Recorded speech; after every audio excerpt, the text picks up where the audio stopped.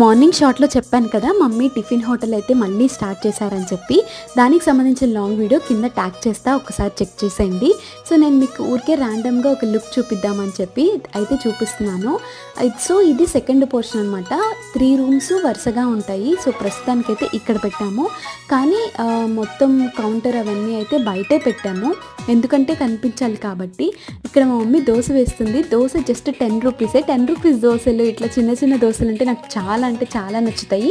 నేనైతే ఇడ్లీ, ఒక పునుగు అండ్ ఒక దోశ ట్రై చేశాను, ఎట్లా చేశారు ఏంటి అని. నా ఫస్ట్ 2025 డైరీ అయితే నా దగ్గరికి వచ్చింది, మా చెల్లి ఇచ్చిందనమాట. సో 3 డైరీస్ తీసుకుందంట, అందులో నాకైతే ఒకటి ఇచ్చింది. నాకు డైరీస్ అంటే పిచ్చి ఎన్ని ఉన్నా కూడా.